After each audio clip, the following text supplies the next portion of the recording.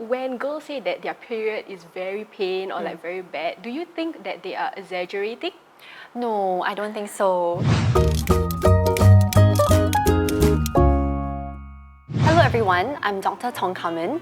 I'm a medical doctor and I'm also an obstetrician and gynecologist, also known as an ONG.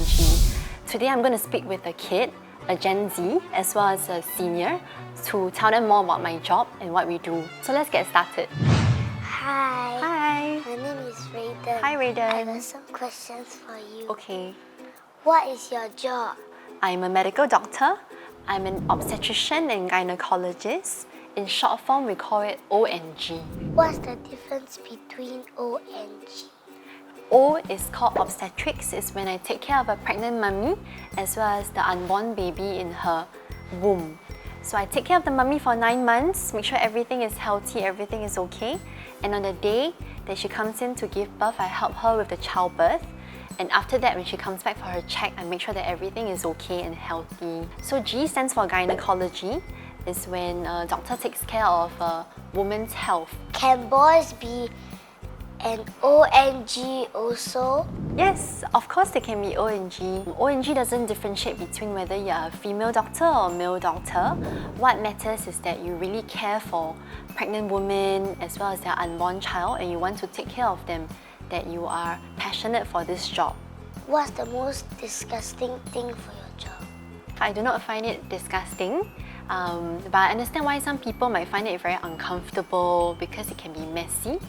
In my job, when we give birth to babies, there can be quite a bit of blood and quite a bit of body fluid, such as the water bag that has burst. We are okay with it. Most importantly is to make sure that baby is safely delivered. Is your job scary?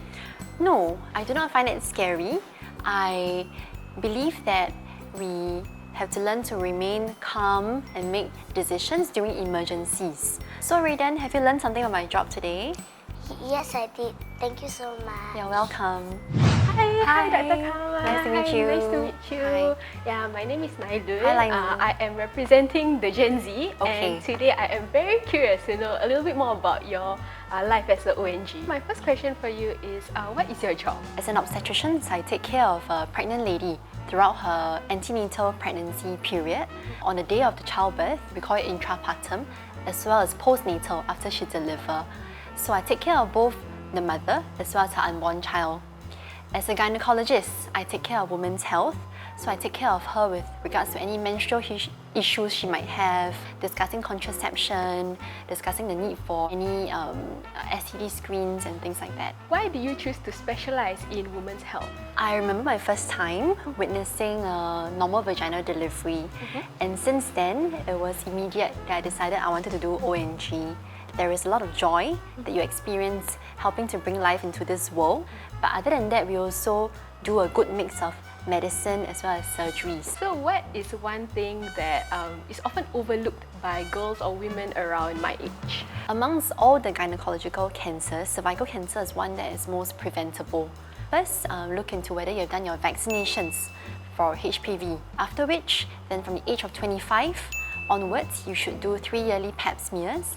And from the age of 30 onwards, you should do 5 yearly HPV screen. When girls say that their period is very pain or like very bad, do you think that they are exaggerating? No, I don't think so. I mean, we often have that misconception. In truth, there are many instances whereby the pain is truly severe. We call it dysmenorrhea. They can be having underlying medical conditions such as endometriosis. They can also be having structural growths in their womb, such as fibroids and cysts that be causing them such symptoms. What are some steps that women can take to better take care of their reproductive health? We emphasize a lot now on preconception preventive health. It's important for us as individuals, before we try to conceive, if that's in the plan, to ensure that we are healthy. No smoking, no drinking, exercising, consuming a healthy diet, ensuring that you have a normal body mass index. Also important to take folic acid in your diet, into whether you have any medical conditions that need to be better taken care of. For those that are not keen to try for baby, it's important to consider using contraception so that you prevent unwanted pregnancies and to practice safe sex so as to prevent sexually transmitted infections. What is the easiest method of childbirth? I think there isn't really an easiest method of childbirth. Ideally, one should always aim for normal vaginal delivery. If it's straightforward, it can be extremely natural and healing is much faster. However, in some circumstances, you can't predict the risk. The patient might still require vacuum or forceps delivery to help guide the baby out of the birth canal. That makes it harder as well and there's more risk involved because of medical conditions like preeclampsia, high blood pressure in pregnancy, or if they don't open in labour, or let's say the baby's heartbeat drop, then there isn't really an option but to go for a cesarean section. It's more of what is better for the mother at that very moment in her circumstances, and that is something to be discussed between the doctor as well as the patient. I see. Thank you so much for sharing your thoughts with me, and I've learned so much from you today. Thank you. I hope you did learn something. Hello, Hi, my name is Peter. nice to meet you, Yeah, Peter. I am actually representing the senior. Okay, I'm Dr. Carmen. Hi, Dr. Kaman. Hi. What's the most memorable experience you had in your career? I've had a lot of memorable experiences taking care of patients. One memorable experience I've had is of a lady who've had recurrent miscarriages in the first trimester. She was nervous, worried and stressed during the third pregnancy, but we've made it through the pregnancy not without challenges as it was still considered a high-risk pregnancy. I find it most memorable because I took care of her. We had that rapport, that trust. She went home with the baby and I've seen them together at the postnatal visit and baby was doing very well. Yeah. Wow, that's great to hear. Yeah. How do you deal with the emotional toll of unfortunate incidences like death, miscarriages? There are incidences that we go through that are not so fortunate, but I never once felt alone. I have a network of peers in my profession who we all face the unique set of challenges and we all support each other. What should the accompanying guardian say or do when witnessing a childbirth? Most importantly, to always stay calm, support her in an encouraging fashion. Also be that voice to speak up for them if, for example, they feel cold, they can ask the nurses for an extra blanket. It's always good to consider to join in the experience by helping to, for example, cut the umbilical cord. Some of the things that they shouldn't do, for example, impose their own beliefs and thoughts, and also to be more mindful of the things that they say, not to downplay the pain. Guardian actually plays a big part. Yes, too. yeah. What do you think about the resources and research available regarding women's health in Singapore? There has been a lot of changes and innovation in research, a lot of progress over the past decade. For example, KK launched the SingHealth Duke NUS Maternal and Child Health Research Institute in 2021. What this focuses on is translational medicine, of which preventive health would lead to better population health. We have a clinic now that focuses mainly on preconception health for the couples.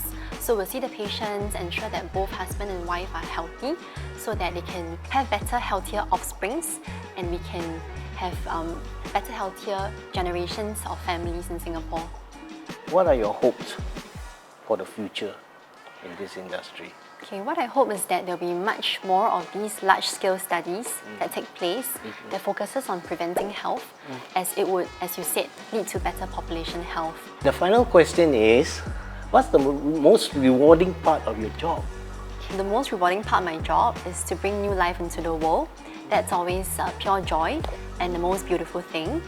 Other parts that are equally rewarding is when I see patients in the long term for different pregnancies, for menstrual issues, and we build a long-term relationship. On a larger scale, it's also extremely rewarding to work in KK Women and Children Hospital, as it's the largest tertiary hospital taking care of both maternal and children health. We've come a long way and we're celebrating 100 years Wow. of excellence in healthcare this year.